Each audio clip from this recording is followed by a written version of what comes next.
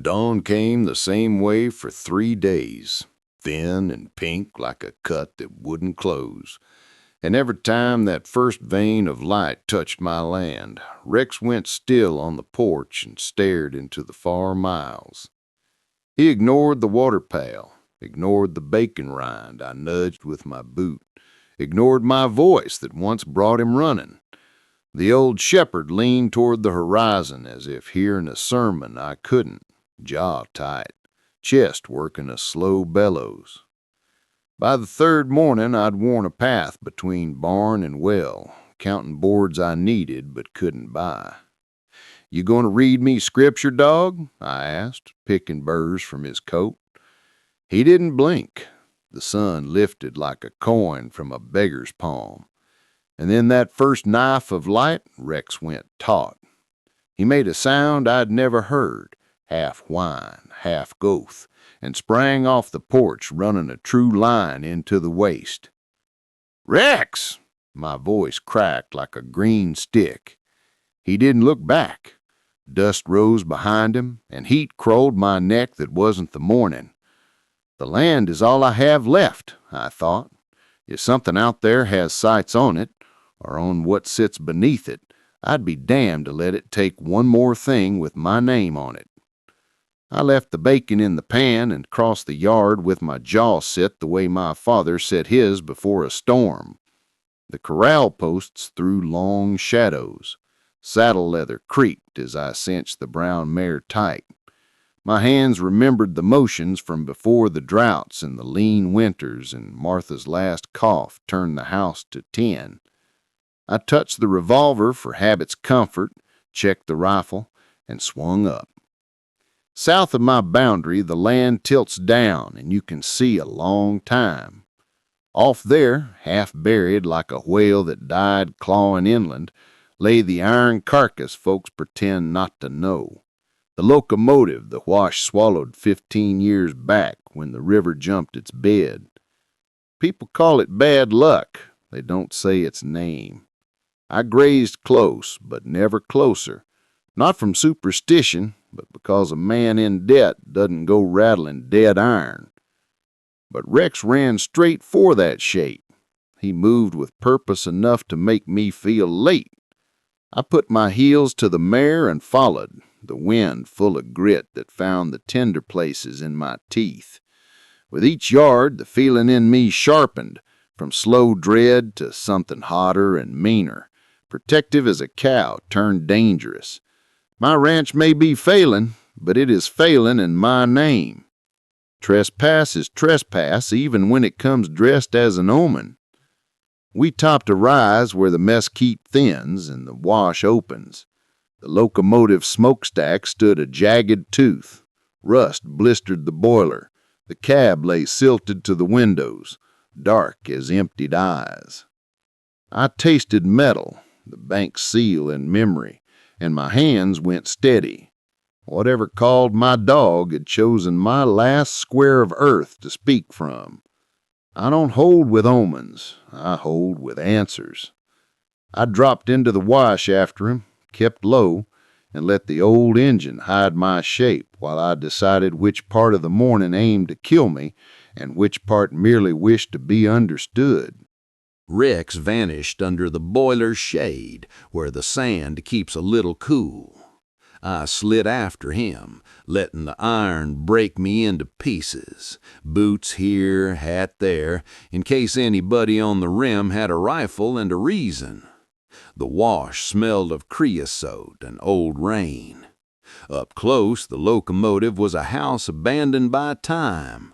Rivets like knotted veins, paint scabbed to dried blood, cab windows blind with silt.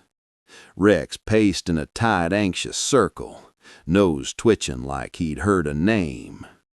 Then I saw the tracks. Not coyote, not javelina. Boots. Fresh enough the grains hadn't slumped back smooth. A man's impatient turnings, heel marks bit deep where he stopped short, toe pivots skinned an arc as if he'd circled to line something up. A second set joined, lighter, Maybe a boy or a careful man. Whoever they were had stood here not long before dawn. Anger came over my fear. Folks don't have to speak a man's name to trespass it. Step this close to my fence without calling out, you're not wandering, you're hunting. Rex snuffed at the boiler's flank and gave a deliberate bark. I set my palm to the plate. Heat lived in the iron even this early, but under my hand the panel yielded the slightest, like a door keeping secrets. I crouched and ran my fingers along the seam. The sidewall held a section not true with the rest, rivets newer, paint thinner, sand puffing from a hairline you'd miss unless the light came at a slant. A gap no wider than a thumbnail breathed air that didn't belong to outside, stale and coin cold. It had the taste of a vault, a room that knew no weather. I put my ear to it and felt a hum that wasn't sound, more the memory of motion. The railroad built compartments into everything. Martha used to say that. Steel has secrets, she'd laugh. The boot prints told a story. The heavy man had walked that seam 3 times, stopping at the same point each pass. He'd knelt, one round knee press in the sand, and worked at something small near the lower rivet row. The lighter prints kept back, watching. No prying marks. Either they knew better than to force it, or they were afraid of waking whatever lay asleep. I slid to the lee where the bank climbed in a crumble of root and stone. From there the boiler hid me and gave a view of the approach. I drew the rifle and laid it across my knees. If someone came back to finish what they started, I wanted 'em to meet my patience first. Rex tested the panel with both paws. "Easy," I said. He looked at me, brown eyes certain, and wagged once, as if we'd agreed. I pressed the seam with both thumbs, feeling for a loosened catch. Nothing but pride again. Wind came low through the wash and rattled mesquite pods. The world held its breath the way it does before a card is turned. I took stock. A failing ranch, a dog that wouldn't eat, a dead engine breathing cold, and strangers' steps laid like a map. Fear is sensible, but fear on your own land grows teeth. I unrolled my bandana, wiped my hands, and went to work, quiet, deliberate, as if the engine belonged to me and always had. Let the engine be my courthouse wall. Let whoever circled in the night learn the difference between a debtor and a man with a boundary he means to defend. The tremor came before the sound, a quiver in the sand that ticked the boiler. I eased the rifle over the iron and looked past the wash. A ribbon of dust unrolled. Riders. Rex went still, chin on paws. Through a crack in the cab, I counted 8. They didn't mill. They spaced clean, leaving lanes. The front man wore a city suit the color of cooled ash, trousers stuffed into trail-bitten boots. His hat wasn't a cowboy's. He rode a chestnut that moved like coin. When he raised his hand, the rest stopped like a word ending. "Julius Blackwell," he called, easy as a parlor. "I'm Nolan Graves." The name sounded notarized. "Your note with Meadowlark Bank matures soon. Hard times, I sympathize." Hearing my debt spoken on my dirt put a cold line through me. I stayed on the stock and measured the others. Rope scars, a scared boy with a long rifle, 3 steady men wearing pistols like tools, a clerk scratching in a little book. Graves let his gaze travel the half-buried engine. "Number 17, he said. 15 years ago she went missing with cargo for the United States Mint. Papers blame the river. My employers don't sue God. They hire me." He smiled. "Winner." "You're a far piece from any courthouse," I said. "This wash lies on my deed. Keep to the rim." He showed empty hands that didn't matter because the men around him weren't empty. "We tracked sign here before sunup. Saw your dog take interest. You're a practical man.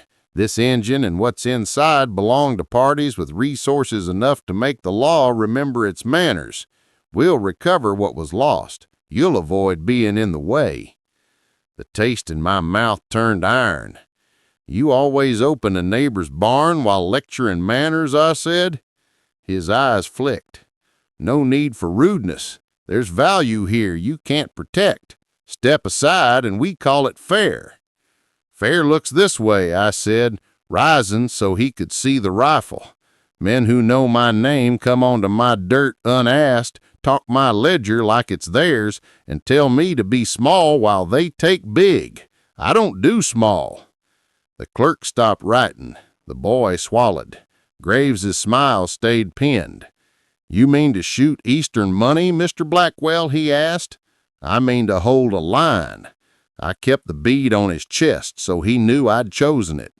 "Whatever's in that iron corpse woke my dog on my land. You won't at it. You keep your horses on the rim and your voice is civil." Silence said its piece. Wind played a dead mesquite. Graves backed his horse one pace. The rest flowed with him. "We'll converse," he said, "but the cargo is accounted for. It was never yours." "Maybe not," I said, "but the ground keeping it is." Something in me that had sagged under months of worry straightened a notch. He touched his hat brim, near respectful. "Daylight and words, then," he spoke low.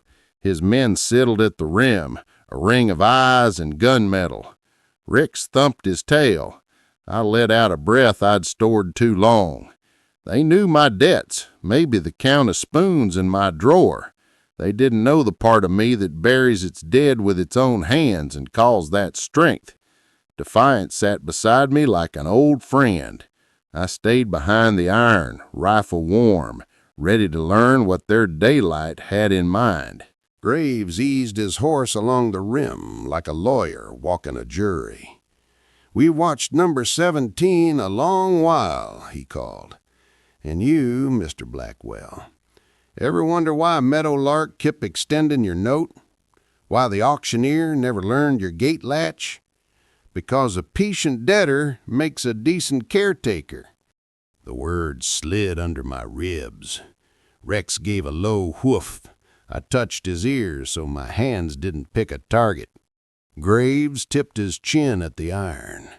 "That panel's no accident. The railroad built a cavity with a combination, changed monthly, written in cipher by one bookkeeper and cross-checked at Prescott." He nodded to the clerk.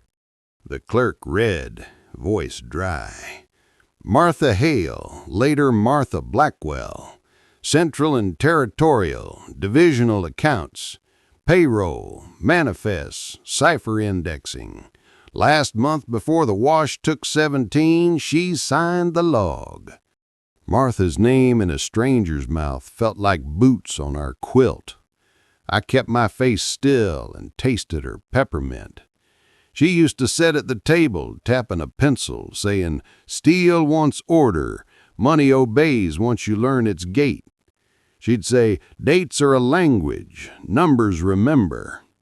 Graves watched me, polite as a blade. He said, "My men visited your place at sunup. Looked for a ledger. Nothing personal. Recovery work." I said, "You stepped into my house." I didn't make it a question. My jaw found the set it learned the day we closed her box. A broad-shouldered rider shrugged. "Checked stove bottom, flour barrel, under the rope bed. No cipher. Nice quilt." Something in me went white and then very calm. They had put hands where I slept, where she coughed herself thin. My finger tightened on the stalk until a wood spoke. Rex leaned against my boot like he could keep me from doing a thing I couldn't take back. I said, "You came here with men enough to scare a county and not one number to feed that lock. If the key lived in a ledger and the woman who kept it married me, looks like you need my memory more than my permission." Graves took the hit. "Your wife was diligent. Diligent women leave trails. Produce the combination, we open the cavity. Inventory federal property, and you avoid a federal headache." His smile had mercy without warmth. "There could be consideration for your stewardship." I tasted the cheap metal of it. "You've been petting my bank like a calf and calling it kindness. Now you want me to fetch." I breathed once, twice. Martha would put her palm on my chest and say, "Count to 3, Jules." Here's what's true. I know what you didn't find, and I know how my wife thought. The clerk leaned forward. "So you can open it?" I let a small smile show, the kind that makes men remeasure. Maybe, maybe not, but I can try the language she taught me. "You'll keep to the rim like gentlemen while I do." Graves weighed pride against need, then backed his horse half a step, a bow a careless man could miss. He said, "We'll keep our distance. We'll keep the peace. For now," I answered, turning to the seam with a widower's care, cool, patient, and set my hands on the lock, ready to trade memory for leverage when the time asked for it. The sun climbed and the locomotive answered. Heat found seams the night kept quiet. A dry scrape, then a pop, then sand sifting from rivets. I pressed my palm to the panel and felt a breath change. The gap fattened and exhaled that vault smell, stale, coin sour. "Hold," I told Rex, and to the men on the rim, "You move, this shuts." Lie with a little bone in it. They froze. The seam hiccuped, then eased like a knuckle. I got fingers into the slit and levered. The plate swung enough to take a shoulder. Inside lay order. 2 rows of wooden crates, stenciled and sealed, straps stiff as jerky. The room drank light. Graves motioned his broad man down with nippers in the clerk's little book. "Inventory," he said. "Under my eyes," I said, sliding between crate and wall.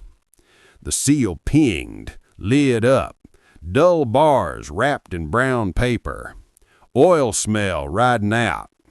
The man hefted one and grunted. "Silver!" The clerk scratched faster. Relief moved the men like wind. It moved me too, though I hid it. Martha had been right. Steel keeps its secrets if you learn its grammar.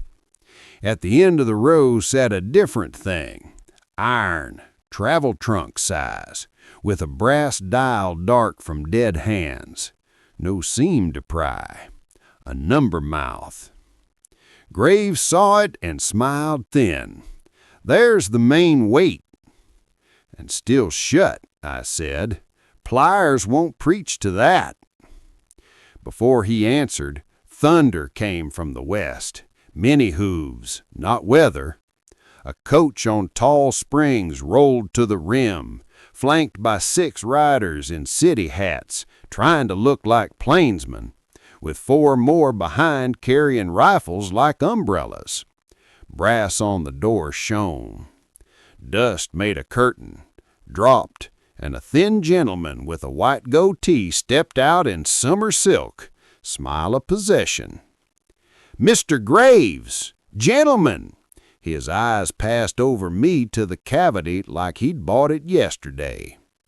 "Whitmore," he said, "representing a syndicate with obligations to the Republic." Syndicate sounded like a church that charged admission. Graves straightened and became an employee. "Progress?" Whitmore asked. "Secondary crates of silver. Primary safe remains walked," Graves said. Whitmore nodded as if the weather agreed. He turned to me.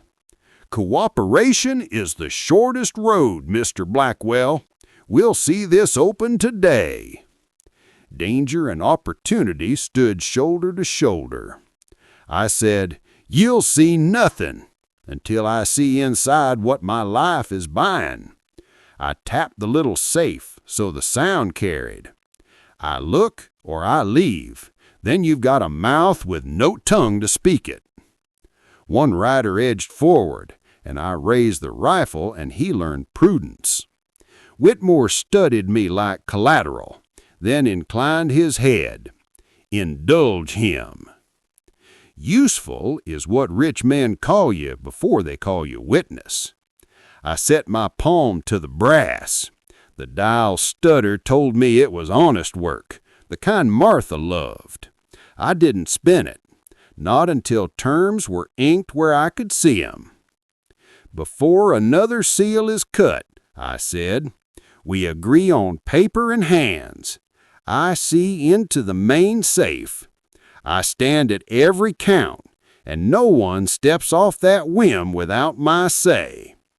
Whitmore smiled without teeth. "Then we'll find a table." Whitmore had men enough to darken the rim and money enough to think shade was a right. He stepped to the engine's mouth and offered a number like a tip. 5%, Mr. Blackwell, for your assistance." I laughed without humor. "Half." Noise crept along the rim, leather, metal, breath. Graves chewed his temper. Whitmore kept a parlor smile. 50 is thievery." "Half buys time," I said. "You've got silver you can count and a safe you can't. Kill me, and that dial beats you till Christmas." Martha kept the originals back east with her sister, letters and ciphers. "If I die, you chase paper while this lock grows older." Lie like scripture. "I can read enough to open it today." 10, Whitmore said. I shook my head, the way you do at a coat testing fence. "You broke my gate at sunup. You put hands on my bed. You stood on my wash with big talk and hunger. I want half, and I want meadowlark off my neck in writing." The clerk wet his pencil. "Sir, federal property isn't opened by sermons," I said. "Rifle easy, bead not quite on Whitmore, but close enough for pride to flinch. Paper is how you eat, Mr. Whitmore. Make some." He studied the safe, the dull bars, the men who weren't sure whether they were hunters or bookkeepers. He pinched the bridge of his nose like figures hurt him. 20, Whitmore said. I shook my head the way you do at a coat testing fence. "Half," I said softer, as if the desert and I had decided. Rex gave a low growl. Graves shifted. "You're dangling us over your wife's grave," he said. "I'm using what she taught me to keep what's left of my name. That's marriage." Whitmore looked to the miles. Only Heat looked back. He sighed like a bank learning patience. 30, he said at last. 30 upon successful opening, counted by weight and market value, payable today in coin or certified draft, Meadowlark note satisfied and released, safe conduct and indemnity. You fail, you be at nothing. I let silence weigh it. 30, I said, and I stand at every crate and count. Any hand reaches without my say, I close the door and let the desert keep you. He nodded to the clerk. Draft it. They cleared a feed sack on the sand. The clerk scratched clauses like barbed wire. Whitmore produced a traveling stamp and red wax from his coach, a preacher with a portable altar. Graves read slow. I added what mattered. My right to halt at any breach, my presence at assay, my copy, the bank's release in my pocket before a single number turned. You make demands as if you've done this before, Whitmore said. Men with less taught me how to count. Men with more taught me why to write. We signed leaning on the boiler. Whitmore pressed his seal, a fancy bird clawing wax. Graves and the broad man witnessed. The clerk tore me an onion skin duplicate. The bank's release went against my chest where I could feel its heat like a second heart. "Now," Whitmore said, "open it."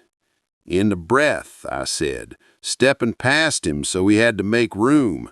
A small thing that wasn't small. The men at the rim adjusted round a new center. I laid my fingers on the brass, and for the first time all morning, the numbers felt like a conversation I might win. I wiped grit from the dial and let the brass warm. Whitmore hovered. I stepped so his shadow slid back into the engine shade. Martha taught by doing. Start with the date, she'd say, but don't trust it plain. Central and Territorial kept a calendar wheel, month stepped by the engine's number, quarter offset by division. 17, third quarter, the month before the wash. Her birthday was April 17. Our wedding came 2 Junes later on the 9th. I brought the dial to 4, to 17, past 0 once, marry the count, then to 6 and 9. Not yet. A railroad cipher sits where a bookkeeper can find it at midnight. I backed to 3 for the quarter and added Prescott's code, 2. The brass made a small click. Graves leaned despite himself. The clerk forgot to write. Rex's ears rose. "Don't talk to me," I said, not looking. Martha's laugh came up, peppermint and paper dust. "Numbers remember," she'd say. "You remind them." I drew to 17 again, homage and dare. Something yielded. Inside a bolt lifted its little head. The handle moved like a wrist after a splint. I pulled. Cold walked out. Rows of ingots sat fitted like teeth. Stamps clean, promise plain. No glitter, just the stubborn color of debt paid. Light found them and made them sullen bright. The men on the rim breathed together. Whitmore's shoulders dropped. Even Graves exhaled. What I felt was different. Pride, yes, and the knowledge that Martha's mind had reached me across a country no preacher can fold. All those nights I watered beans and counted nails, thinking a man is alone with his arithmetic. Turns out I'd been working a problem she set. I said, "Count," and stepped aside for eyes, not hands. No touching till I tell you. We worked left to right. I made them weigh 3 bars on a travel scale, matched the rest by stamp and series. Whitmore chatted but nodded. His kind hates friction until they need brakes. When the first layer came out, a second waited, thinner bars, packed tight. No romance, no trinkets, just value dense enough to change the way the mercantile says my name. That steadied me. Schemes make widowers. Order makes homes. I said, "Per the agreement," tapping the onion skin in my pocket, 30% by weight and market. Whitmore echoed, tasting humility like medicine. He signaled a runner for the draft box. The clerk found his pencil again. They tried to hurry then, to close the mouth and move the weight east, but I held the door with my palm in the crook of my rifle. "We finish the count," I said. "We note the stamps, you sign the pages, or we do it again in town with a judge who bills by the hour." Graves almost smiled. Let him have his liturgy. We finished crusted with dust, the sun leaning hard. I spun the dial once for friendship, then shut the door gentle as tucking Martha's shawl. The secret went back in, but not from me. The clerk tore my copy. Meadowlark's release rode my heartbeat. Whitmore handed a draft fat enough to roof the valley. Rex licked my knuckles, and I let out a breath I'd been hoarding since the bank put its seal on my life. "We're done here," Whitmore said. "Not till I say," and the desert kept its silence. 6 months folds a country if you keep your head down and your receipts straight. The windmill turns on my ridge now. The tank holds a sky blue circle that doesn't go dry by noon. New fence runs plumb along the north pasture, cedar posts set tight enough to make coyotes cuss. Meadowlark's release hangs framed by the door like a church charter. The auctioneer tips his hat to me in town and calls me Mr. Blackwell like it tastes fine. I paid the men who stuck with me through bone seasons before I fixed a single board on the house. Word gets around when a fellow squares his ledger. Rex finally eats like a creature who believes in tomorrow. He still lifts his head at dawn, but the stare's gone out of him. He looks to me first, as if checking the count. Some mornings I ride to the wash and look at the scar where number 17 lay. The railroad sent crews with block and tackle and men who talk in numbers you need a second tongue to say. They hauled the belly clean, graded the bank, nailed a polite sign that says trespass is a kind of theft. The desert filled what holes it could and kept the rest like a story it isn't finished telling. Graves came by once more on business that wasn't mine. He wore trail dust this time, not just paper, and he had the manner of a man who'd learned the weight of the place he stands. We took coffee on the porch. He admired the windmill, the straight runs of fence, and the way the barn doors actually meet. "You did well," he said, which for his kind is a confession. "I did fair," I said. "Well would have been never needin' you." He smiled thin and set down his cup. "My employers are satisfied. Mr. Whitmore has moved his attentions eastward. There's talk of reforms in how the railroad secures transport." He glanced at Rex, then at me. "If you ever need discretion, you know where I make my office." "I know," I said, "which meant I'll find you if I must and not before." He rode off with 2 quiet men and a respect he hadn't carried to my wash. At night, when the cicadas set their little saws going and the cool comes through the cotton like a promise, I take down a box from the back of the wardrobe, the cedar one Martha kept for letters she meant to answer when the world stopped needin' bread. I open it and the room finds her. Peppermint, paper dust, the faint starch of the last Sunday dress she ironed flat as a pressed leaf. Under folded handkerchiefs lies a bundle wrapped in oilskin and bound with blue thread. Inside are ledgers, not the ledgers Graves men thought they wanted, neat columns no clerk could argue with, and tucked between pages, slips of cipher notations written in Martha's tidy hand. Divisions, wheels, offsets, a row of engine numbers that don't belong to 17. Dates that hum if you touch 'em the way you touch a tooth. Shorthand for trunks that never made Prescott.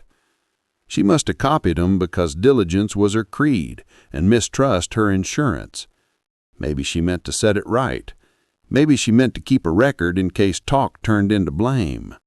Or maybe she knew what I learned in the wash, that steel keeps its secrets, but numbers will speak to a man if he asks kind. I could take those slips to someone with a coach and a syndicate and turn my house into a counting room. I could become the thing I pushed back against. But I think of Whitmore's eyes when the safe opened, the way hunger swallowed relief, and I think of how many hands get cut when rich men pass a knife.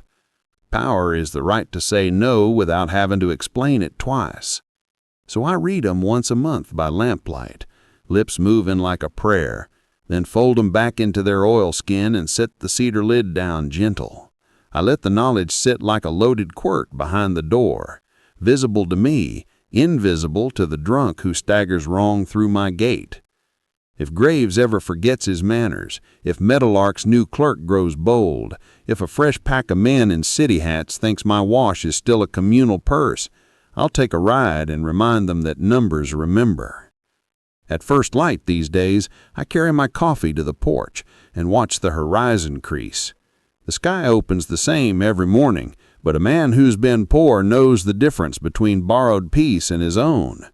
I touch the frame on the wall, feel the stamp hard under glass, Hear Martha's pencil tapping slow in the next room like the house has two hearts. Rex leans his shoulder into my leg. We stand there and let the sun turn our names warm. There's silver somewhere under other miles, sleeping. Let it sleep. I have cattle to water, and a mailbox that holds more letters than bills. The wind moves the grass, the tank brim winks, and the day starts owing me, not the other way around.